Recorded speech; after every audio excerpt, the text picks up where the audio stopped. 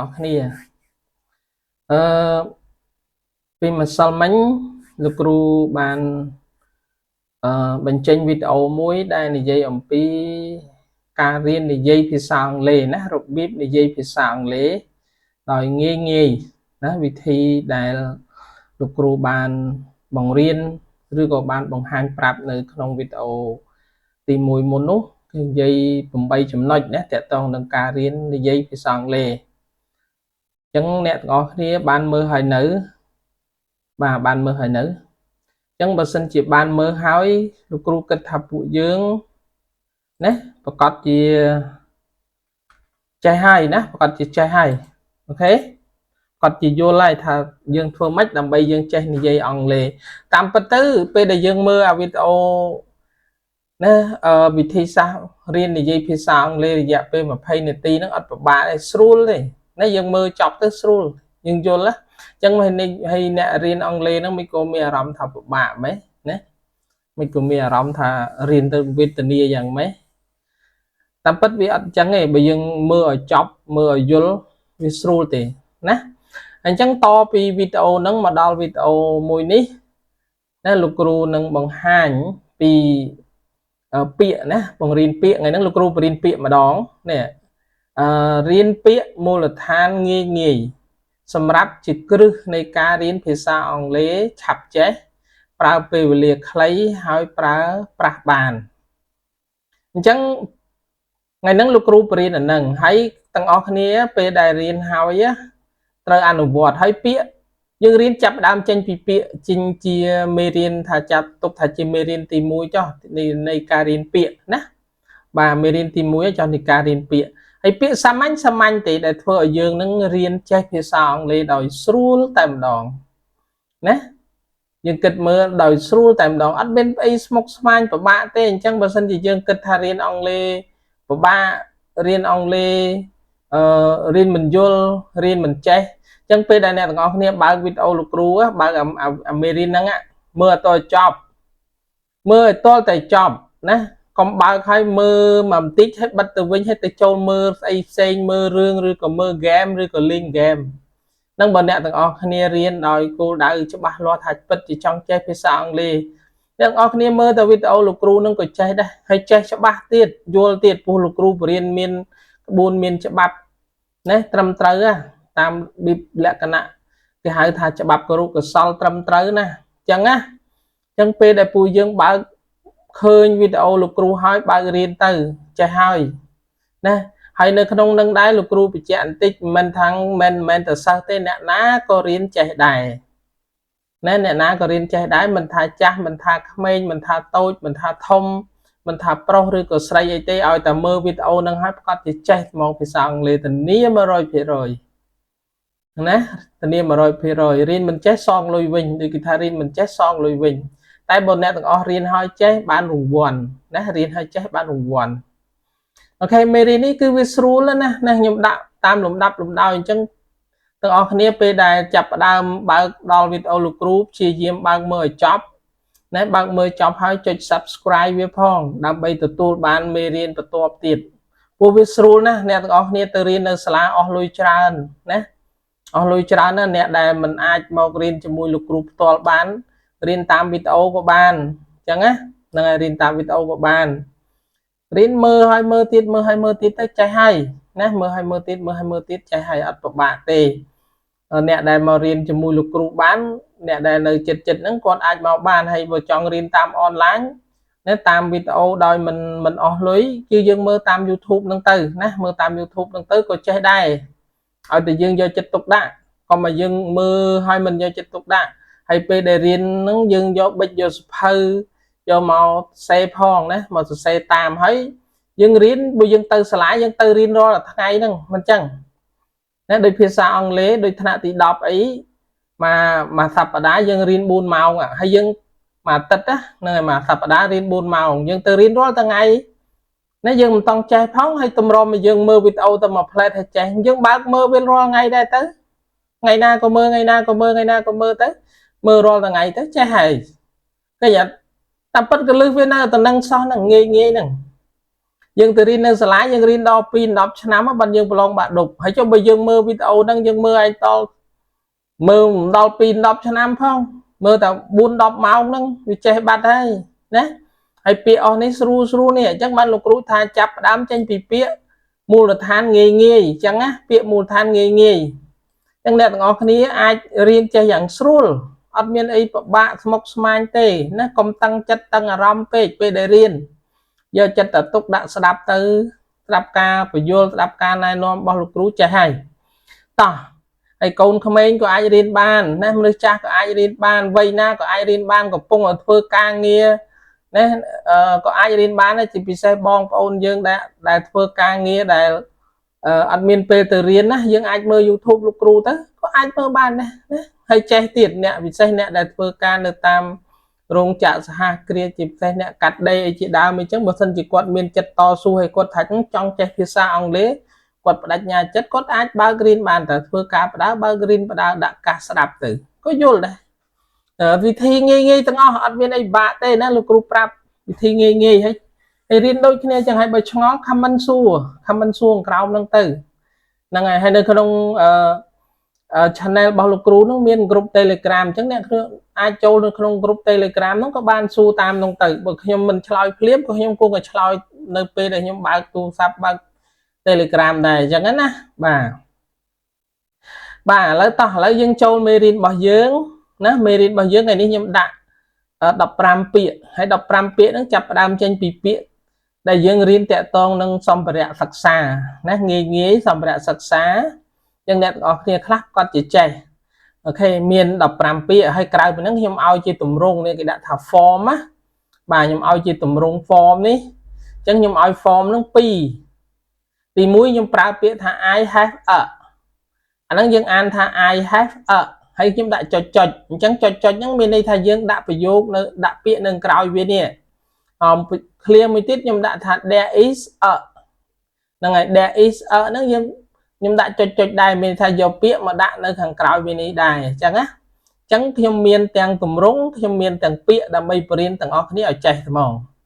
ពួកអីវាពាក់ព័ន្ធនឹងប្រយោគខាងដើមណាកាលពីម្សិលមិញហ្នឹងដែលលោកគ្រូបានដាក់វីដេអូទៅហ្នឹងណានិយាយពីការរៀននិយាយភាសាអង់គ្លេសអញ្ចឹងថ្ងៃហ្នឹងយើងចាប់ផ្ដើមហើយអញ្ចឹងយើងចេះតែ15ពាក្យហើយចេះជាទូទៅយើងចាំពាក្យយើងរៀនតែប៉ុណ្្នឹងយើងប្រើបានមួយជីវិតហើយនេះអាពាក្យតាក់ទងនឹងការសិក្សាវាមានតែប៉ុណ្្នឹងវាមានអីលើសហ្នឹងអញ្ចឹងមិនក៏រៀនក៏ពិបាកមិនខ្ញុំឆ្ងល់ដែរកូនសិស្សខ្លះរៀនអត់ចេះតែហ្មងហើយពាក្យប៉ុណ្្នឹងសួរបើចេះពាក្យប៉ុណ្្នឹងតាក់ទង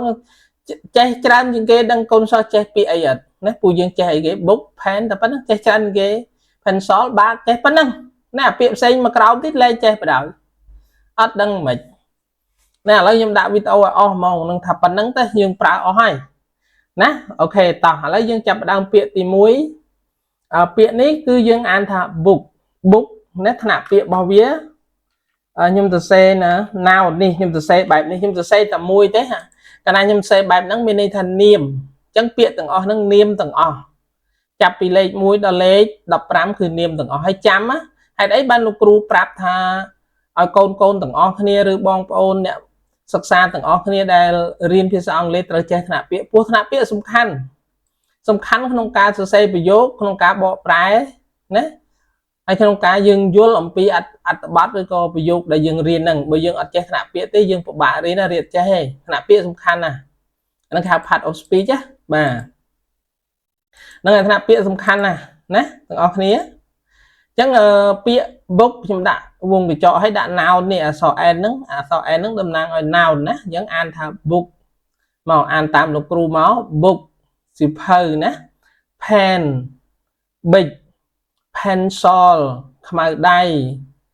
bag កាបូបឬក៏កាតាប ruler បន្ទាត់ eraser ជ័រលុប marker felt whiteboard ក្តារខៀន felt chalk ដីស blackboard ក្តារខៀនសរសេរដីស notebook សៀវភៅសរសេរ textbook សៀវភៅពុម្ពណាយើងខ្មែរយើងហៅសៀវភៅពុម្ពឬក៏សៀវភៅអត្ថបទហ្នឹង sharpener ប្រដាប់ចិត្តខ្មៅដៃណាយើងមិនដឹងបកថាម៉េចយើងថាប្រដាប់ចិត្តខ្មៅដៃអញ្ចឹងទៅព្រោះ dương đừng bỏ mấy tê về miền bỏ chẳng ná chẳng bịa từng ở nắng niêm từng ở hay an tam lục ru đòn tiết book pen pencil bag ruler eraser marker whiteboard chalk blackboard notebook textbook sharpener. Okay, again book pen pencil bag ruler eraser marker whiteboard chalk blackboard notebook textbook sharpener តោះទាំងអស់គ្នាអានម្ដងណាអូខេឥឡូវយើងចេះពាក្យហើយណាទាំងអស់គ្នាចេះពាក្យទាំងអស់ហ្នឹងហើយអានបានអានត្រូវហើយណាអញ្ចឹងបន្ទាប់ពីអានហើយយើងធ្វើម៉េចដើម្បីយើងចេះអាពាក្យហ្នឹងយើងអានយើងចេះបកប្រែអញ្ចឹងណាយើងចេះបកប្រែយើងអានយើងរៀនពាក្យយើងចេះប្រែពាក្យយើងដឹងថ្នាក់ពាក្យតើអត់អញ្ចឹងលោកគ្រូឲ្យអានឲ្យម្ដងទៀត book សៀវភៅ pen ប៊ិច pencil ខ្មៅដៃ bag កាបូបឬក៏កាតាប ruler បន្ទាត់ eraser ជ័រលុប marker ហ្វឺត whiteboard ក្តារខៀនហ្វឺត chalk ដីស blackboard ក្តារខៀនសរសេរដីស notebook សៀវភៅសរសេរ textbook សៀវភៅពុម្ព sharpener ប្រដាប់ចិត្តខ្មៅដៃឥឡូវយើងចេះអានពាក្យចេះបកប្រែហើយស្គាល់ថ្នាក់ពាក្យសិតតែជានាមចុះពេលដែលយើងចេះចឹងហើយយើងយកទៅណាយើងយកវាទៅណានេះយើងយកវាមកសេជាប្រយោគនេះតើនេះឃើញវាស្រួលអត់តែពិតរៀនអង់គ្លេសបាក់ទេយើងរៀនមកស្រួលទេប៉ុន្តែដោយសារយើងរៀនដូចខ្ញុំនិយាយវីដេអូមុនចឹងដោយសារយើងចាប់ផ្ដើមមកខុសតែម្ដងកាលណាយើងចាប់ផ្ដើមមកខុសចឹងយើងរៀនអង់គ្លេសក៏អត់ចេះដែរអូខេអ្នកដែលមករៀនជាមួយលោកគ្រូផ្ទាល់គឺលោកគ្រូចាប់ផ្ដើមរៀនពីពាក្យទៅចឹងដែរហ្នឹងនេះចឹងពីពាក្យហ្នឹងដូចគ្នាហ្នឹងណាហើយរៀនទៅចេញជាប្រយោគជាឃ្លារបស់ដូចគ្នាហ្នឹងហើយចេះលឿនណាកូនសិស្សរៀនតែមួយឆ្នាំដូចលោកគ្រូនិយាយហ្នឹងចេះតែមួយឆ្នាំគឺរិលហ្មងណាមិនចេះតែមួយឆ្នាំទេរៀនតែមួយឆ្នាំណារៀនមួយឆ្នាំគឺគាត់ចេះហើយពាក្យមូលដ្ឋានគ្រឹះហ្នឹងអត់មាននរណាម្លងបានទេណាតែហ៊ានតែមិនរៀនអត់ចេះបដ ாய் មូលហេតុអីដែលយើងរៀនអង់គ្លេសមិនចេះដោយសារយើងអត់ចេះអាពាក្យអស់ហ្នឹងពាក្យមូលដ្ឋានគ្រឹះចឹងយើងអត់ចេះទេសួរអត់ដឹងទេហើយកាលណាពាក្យអស់ហ្នឹងយើងអត់ចេះយើងទៅមើលអត្ថបទមិនរួចយើងទៅមើលមិនយល់យើងអត់មានមូលដ្ឋានអាហ្នឹងដូចគ្រឹះចឹងណាគ្រឹះគេរឹងមាំគឺចេះពីប៉ុណ្ណឹងណាយើងចាប់ផ្ដើមពី15ពាក្យហ្នឹងសិនថ្ងៃហ្នឹងអូខេតោះឥឡូវយើងចូលមកប្រយោគណា I have a អញ្ចឹងខ្ញុំដាក់ឧទាហរណ៍នេះ I have a ណាយើងដាក់មកនេះ I have a book អូខេ I have a book ប៉ុណ្ណឹងចប់ប្រែថាខ្ញុំមានសៀវភៅមួយក្បាលអូខេទៀត I have អីទៀតយើងចេះសេមកយើងរៀននិយាយមុនដំបូងរឿងសេមុនដំបូងទៅ I have a pen ណាឃើញទេ I have a pen ខ្ញុំមានប៊ិចមួយដើមណោះអីទៀត I have យើងប្រើតែ I សិនទៅណាមិនទៅខ្វល់អីច្រើនឲ្យចេះសិន I have a pencil ឃើញទេ I have a pencil ខ្ញុំមានខ្មៅដៃមួយដើមឃើញទេសិតតែនិយាយសិតតែមានន័យទាំងអស់I have I have a bag ណា I have a bag ខ្ញុំមានកាបូបមួយឃើញណាអាហ្នឹងបើយើងប្រើ I have អញ្ចឹងប្រែថាខ្ញុំមានអាហ្នឹងយើងបកប្រែថាខ្ញុំមាននេះប្រយោគប៉ុណ្ណឹងណាបកប្រែថាខ្ញុំមានអីយើងដាក់ថែមមកនេះយល់ខ្ញុំមានណាយើងចេះប៉ុណ្ណឹងសិនទៅឥឡូវយើងចេះប្រើប្រយោគដែលខ្ញុំមានទេមែនទេតោះឥឡូវយើងចង់ប្រើប្រយោគមួយទៀតនេះ there is នេះប្រែថាមានអាហ្នឹងអត់ប្រែថាខ្ញុំមានទេប្រែថាមានឧទាហរណ៍តោះណាគ្រូឧទាហរណ៍ឲ្យ there is អាហ្នឹងត្រូវប្រើរួមគ្នាthere is គេ there is a book អូខេ there is a book មានសៀវភៅមួយក្បាលអូខេ there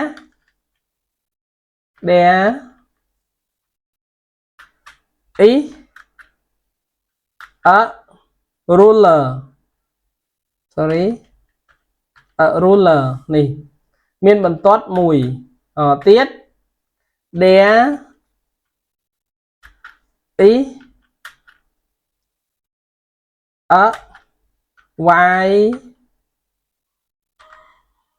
a whiteboard sorry there is a whiteboard នេះអូខេអញ្ចឹងគាត់តែប៉ុណ្ណឹងយើងចេះហើយហ្នឹងចេះបាត់ហើយហ្នឹងយើងមើលលោកគ្រូសរសេរឲ្យមើលហ្នឹងណាមើលជាគំរូហើយយើងយកនៅសល់ពាក្យផ្សេងទៀតយើងយកទៅសរសេរអស់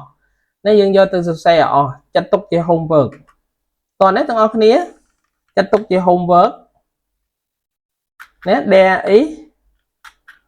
អីគេ